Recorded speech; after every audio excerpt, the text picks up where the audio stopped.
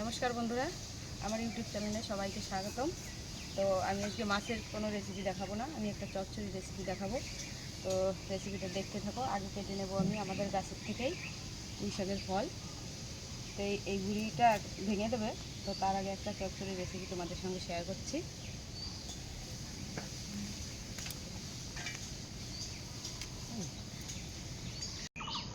এবার তুলবো আমাদের গাছের বেগুন। দেখি বেগুন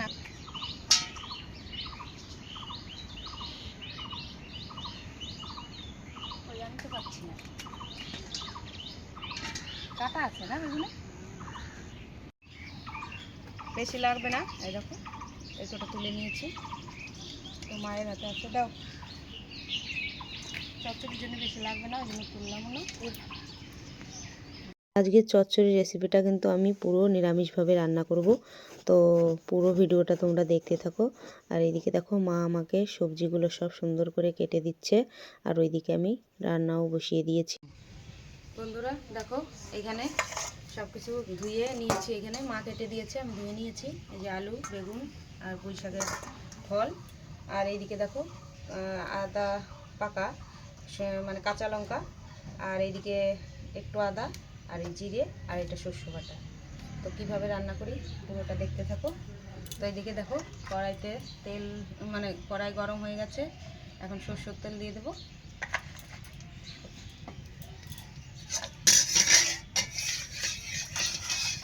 তারপরে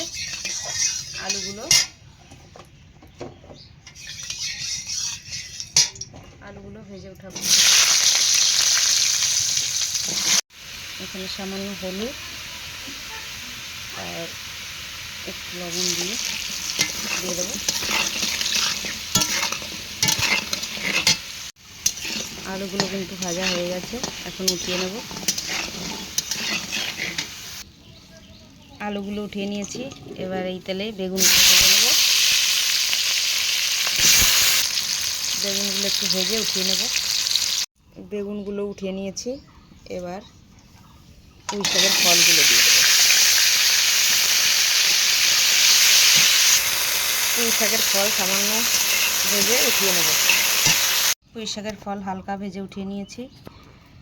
এবার কড়াইতে তেল দিয়ে দেবো।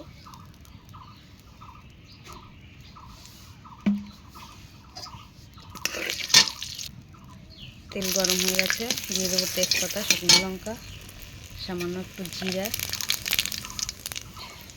এবার এই কাঁচা মশলা দিয়ে দেবো। এইখানে আদা, জিরে, শুকনো লঙ্কা বাটা দিয়ে দিয়েছি। শুকনো লঙ্কা না, কাঁচা লঙ্কা, মানে আদা পাকা কাঁচা লঙ্কা দিয়ে একটু ভাজা ভাজা করে এবার দিয়ে দেবো ভাজা সবজিগুলো।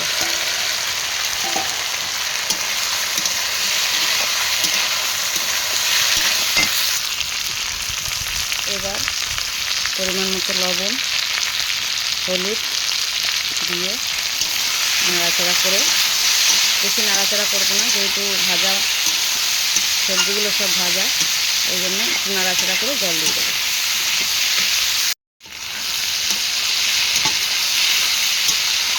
একটু ভাজা ভাজা হয়ে গেছে, এখন জল দিয়ে দেবো। যেহেতু ভাজা সবজি, ওই জন্য বেশিক্ষণ ভাজি করবো না, সামান্য একটু জল দেবো।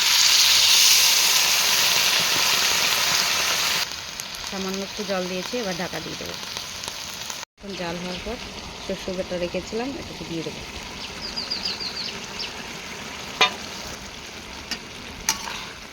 এবার শস্য বাটাটা দিয়ে একটু নাড়াচাড়া করে,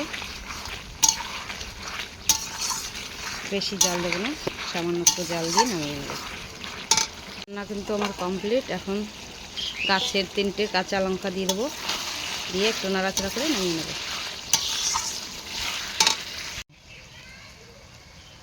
রান্না কিন্তু আমার পুরো কমপ্লিট, এখন নামিয়ে নেব।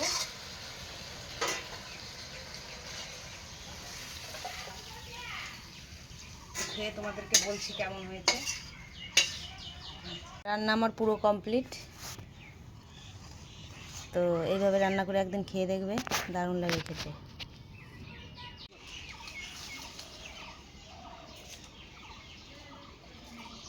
গাছের থেকে লেবু ছিঁড়ে নিচ্ছি, কেটে গেছে এই লেবুটা।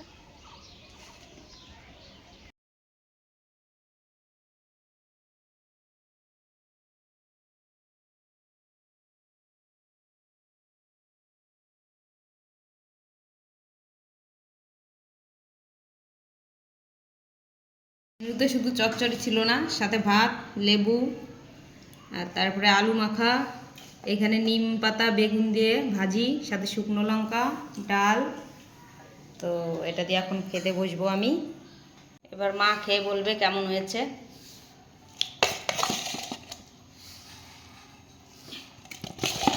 আর দেবো আলু? খুব ভালো হয়েছে। ভালো হয়েছে? হ্যাঁ, সত্যি ভালো হয়েছে।